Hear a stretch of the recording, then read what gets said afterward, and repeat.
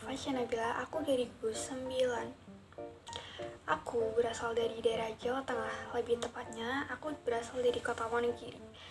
Aku punya hobi, yang pertama aku suka baca webtoon, yang kedua aku suka scroll TikTok, dan yang ketiga aku suka dengerin musik, keempat aku suka nonton film, terus apalagi ya, aku ada banyak sih, tapi yang jelas aku juga suka rebahan. Siapa sih yang gak suka rebahan, ya gak sih? Ya pokoknya itu perkenalan singkat dari aku. Nah, langsung aja nih ya. Kenapa sih aku memilih FKH? Yang pertama, karena prospek kerja dari FKH itu sangat luas. Kita bisa bekerja di bidang manapun. Contohnya kita bisa jadi dokter hewan, kita bisa buka bisnis seperti pet shop, terus buka grooming, jasa grooming kayak gitu. Terus di Indonesia kan cuma ada kurang lebih 11 universitas kalau nggak salah ya guys, 11 universitas yang mengadakan jurusan kedokteran hewan. Nah berarti cuma ada 11, padahal kita tuh butuh dokter hewan tuh yang lumayan banyak. Jadi bisa dibilang di Indonesia itu kita masih kekurangan yang namanya dokter hewan.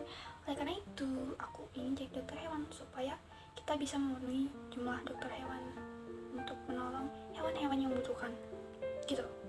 Terus alasan lainnya karena aku sebenarnya aku suka hewan. Aku di rumah punya kucing, satu kucing, dia kucing oren, dan aku ngerasa kayak sayang banget gitu. Aku pengen bisa ngobatin dia kalau dia lagi sakit gitu. Nah kita kan nggak bisa asal-asal ngobatin kan, masa dia batuk kita kasihnya obat batuk manusia kan juga nggak mungkin gitu. Makanya aku pengen jadi dokter hewan yang bisa ngobatin secara benar buat kucing, buat hewan lain juga. Kenapa milih FKH Unut? Yang pertama, aku pengen ngerasain suasana yang benar-benar baru, dan aku bisa dapatkan ini dengan di Universitas Udayana. Selain itu di Universitas Udayana untuk jurusan sarjana kedokteran hewan itu sudah mempunyai akreditasi unggul atau akreditasi A. Mantap.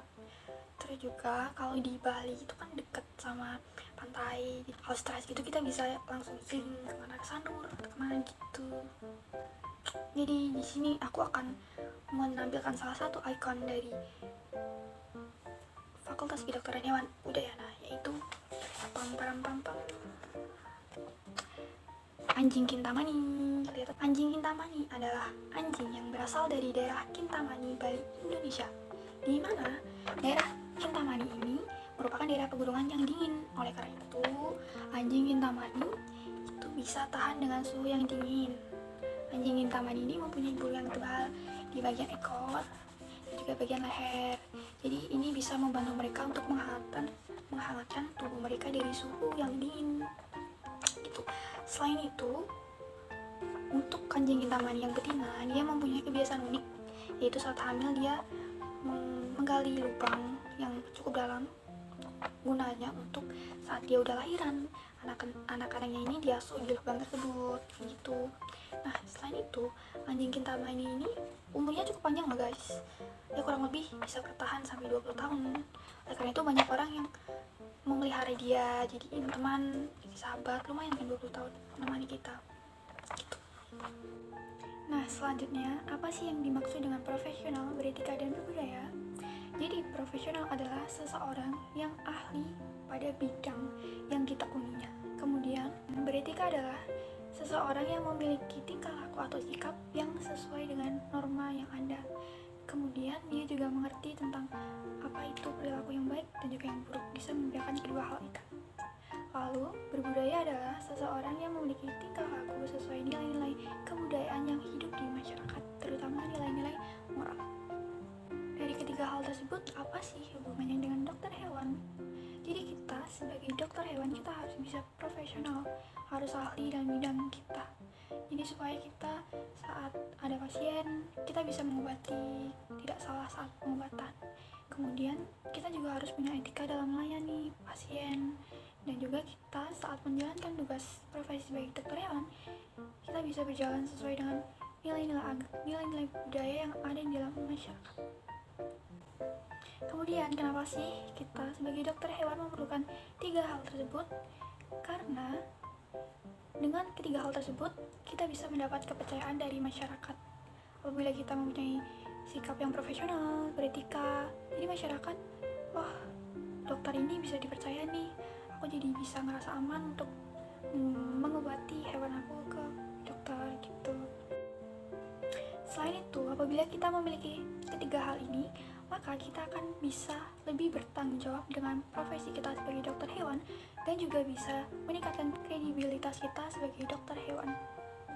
Oleh karena itu, kita sangat memerlukan tiga hal tersebut, yaitu profesional, beretika, dan budaya. Jadi, apa aja sih yang akan aku lakukan selama berkuliah di Universitas Udayana? Nah, aku di sini udah membuat my college plan, kegiatan atau rencana aku selama berkuliah di Udayana. Itu pada tahun pertama, semester 1 dan 2, aku akan mengikuti segala rangkaian wajib untuk mahasiswa baru Udayana, yaitu PKKMB fakultas ataupun universitas dan juga kegiatan lain yang diwajibkan. Nah, itu merupakan salah satu syarat kelulusan saat tahun akhir nanti. Kemudian yang kedua, aku akan melakukan adaptasi di lingkungan kampus, karena kan kita mahasiswa baru yang merupakan melewati fase transisi dari SMA ke kuliah gitu. Dan mana kuliah itu kan berbeda banget dengan SMA, jadi kita wajib melakukan adaptasi. Kemudian yang ketiga, aku akan memperluas relasi pertemanan. Mumpung jadi mahasiswa, kita kan pasti bertemu dengan banyak teman yang berasal dari berbagai daerah. Nah, aku akan memanfaatkan kesempatan itu untuk mencari teman yang banyak. Kemudian aku akan mendapatkan IPK yang tinggi.